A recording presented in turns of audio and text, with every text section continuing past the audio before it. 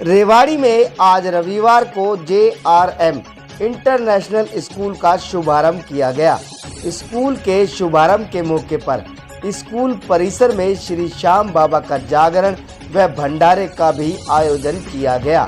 रेवाड़ी के नारनौल रोड कनुका मोड़ नारायणपुर स्थित बनाए गए JRM इंटरनेशनल स्कूल का भाजपा की प्रदेश प्रवक्ता वंदना पोपली और नगर परिषद चेयरपर्सन पूनम यादव ने रिबन काटकर शुभारंभ किया।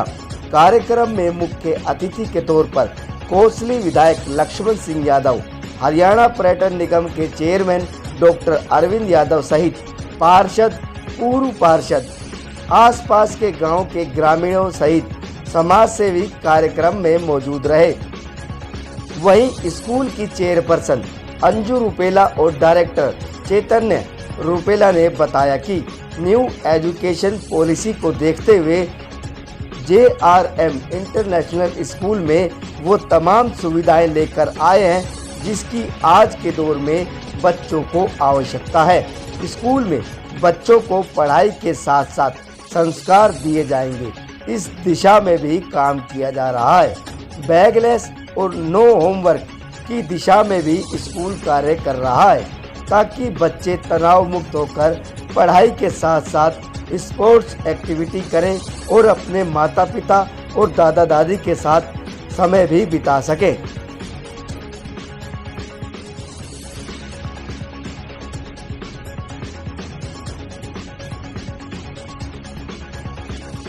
हमने अपने आसपास के क्षेत्र के लिए और रेवाड़ी शहर के लिए सबके लिए ही एक कॉमन ऑफ़र है कि अभी अगर आप हमारे साथ एनरोल कराते हैं, अपने बच्चों का एडमिशन कराते हैं तो राइट नाउ एक बहुत ही नॉमिनल चार्जेस पे, जो कि हर मिडिल क्लास फैमिली का बंदा अफोर्ड कर सकता है, ऐसा कोई चार्ज नहीं होगा जो कि किसी को भी ज़्यादा लगे।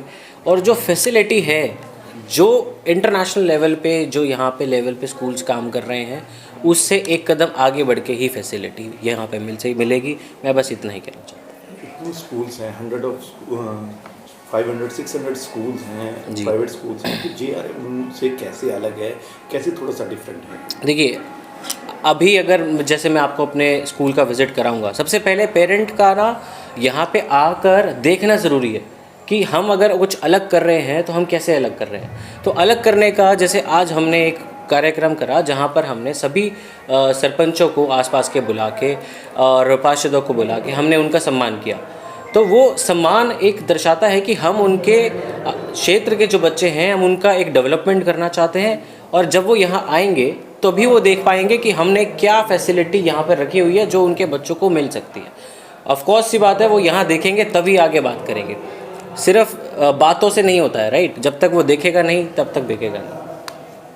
क्या कहेंगे आज स्कूल के शुभारंभ पर आए हैं, क्या पूरा? देखिए, आज जो है महेंद्र रूपाले जी का ये यहाँ जंगल में मंगल, अभी लक्ष्मण भाई बोल रहे थे कि एक सुंदर सा भवन यहाँ बना है और ये स्कूल का भवन है। आज इसका उद्घाटन हुआ है, हम सब लोग इसके साक्षी बने हैं और ईश्वर से प्रार्थना करते हैं कि जो इन्होंने अलग जगह रखी है शिक्षा के क्षेत्र में रूपेला परिवार ने, तो ईश्वर इनको इतनी शक्ति दे कि ये दिन दूनी रात चौगुनी तरक्की करें। और एक ऐसे इंटीरियर के अंदर ये स्कूल खोला है कणुका मोड़ पर, तो यहाँ के बच्चों को अच्छी शिक्षा मिले और बच्चे यहाँ से शिक्षा ग्रहण करने के बाद देश में, दुनिया में अपना नाम रोशन करें। ये शुभकामनाएं हम सब लोगों ने दी हैं और ये शुभकामनाएं हम देना चाहेंगे। जी मैम, क्या आज स्कूल की ओपनिंग है, क्या कुछ नया लेके आए हैं इस इलाके के? जैसा कि हमने बताया है कि पहली चीज़ तो ये कि आज JRM इंटरनेशनल स्कूल का उद्घाटन समारोह है। उसमें शहर के गणमान्य व्यक्तियों ने अपनी उपस्थिति दी है, उससे हम उनका आभार व्यक्त करते हैं कि उन्होंने अपना टाइम दिया। इसके साथ ही मैं स्कूल के बारे में बताना चाहूँगी कि न्यू एजुकेशन पॉलिसी के तहत जो एक्टिविटीज़ करानी है, लर्निंग बाय डूइंग का जो कॉन्सेप्ट है, उस पर हम काम करेंगे। इसमें हम कुछ नया प्रदेश के लिए करने वाले हैं, जैसे रोबोटिक लैब है, कोडिंग डिकोडिंग है, स्पोर्ट्स एकेडमी है, और एजुकेशन पॉलिसी के अनुसार जो कार्यक्रम सरकार ने निर्धारित किए हैं उस हिसाब से हम इस स्टडी पर काम करेंगे। फैसिलिटीज़ की बात करें तो किस प्रकार की फैसिलिटीज़ बच्चों के लिए, हॉस्टल की सुविधा या दूसरी सुविधाएं? हॉस्टल की सुविधा का प्रावधान हमने किया है, वो अभिभावकों की डिमांड पर डिपेंड करता है कि जिन बच्चों को हॉस्टल फैसिलिटी चाहिए वो हम अवेलेबल कराएंगे। बैगलेस के बारे में हमने बात की थी, तो अभी हमने उसकी शुरुआत की है क्लास फर्स्ट तक। क्लास फर्स्ट तक के बच्चों को हमारी कोशिश है कि हम उनको होमवर्क ना दें, जितना होमवर्क कराना है, जो एक्टिविटी करानी है वो हम स्कूल में ही करा के भेजेंगे। उसके साथ हमने स्पोर्ट्स एकेडमी का प्लान किया है कि स्पोर्ट्स एकेडमी में वॉलीबॉल, शूटिंग और क्रिकेट एकेडमी स्टार्ट की है। इसके साथ बास्केटबॉल का भी हमने प्रावधान किया है, टेबल टेनिस है, क्योंकि हमारे क्षेत्र में जो विद्यार्थी हैं उनका इंटरेस्ट जो है वो स्पोर्ट्स में ज़्यादा रहता है, तो हमने उसका भी प्रावधान किया है। स्पोर्ट्स एकेडमी के अलावा हम नवोदय की कोचिंग स्टार्ट कर रहे हैं। इसके अलावा सैनिक विद्यालय की जो एंट्रेंस टेस्ट बच्चे हमारे क्षेत्र के बड़ी संख्या में देते हैं, उसके लिए भी हमने अपनी तैयारी की है कि डिमांड के हिसाब से हमें जो भी उनको कोचिंग देनी पड़ेगी, जिस तरह से भी उनकी डिमांड होगी वो हम उनको ज़रूर प्रोवाइड कराएंगे।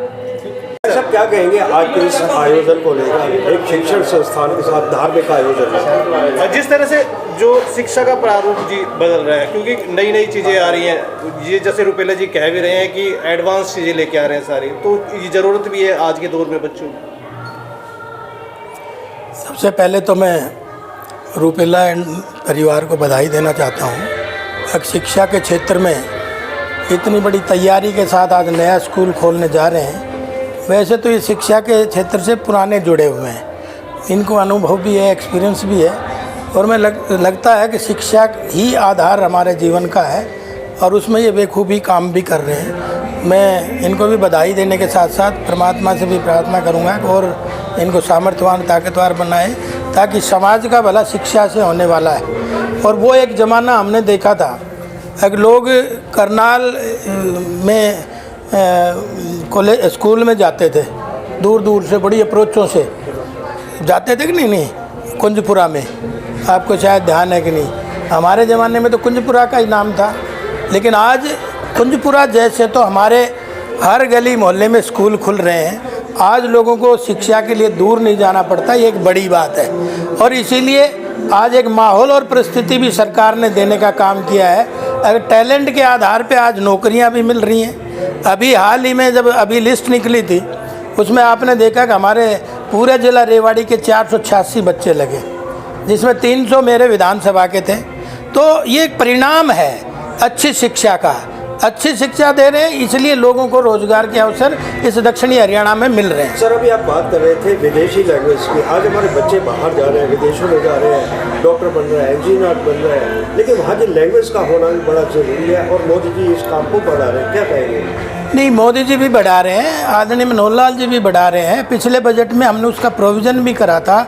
6 लाख की इनकम वाले बच्चों के लिए हम फॉरेन लैंग्वेज सिखाएं, फ्री में फॉरेन लैंग्वेज सिखाएं। लेकिन मैंने उस समय भी सदन में बोला था, मैंने कहा जी फॉरेन लैंग्वेज तो जिनको चाहिए उनको फ्री में ही सिखाओ।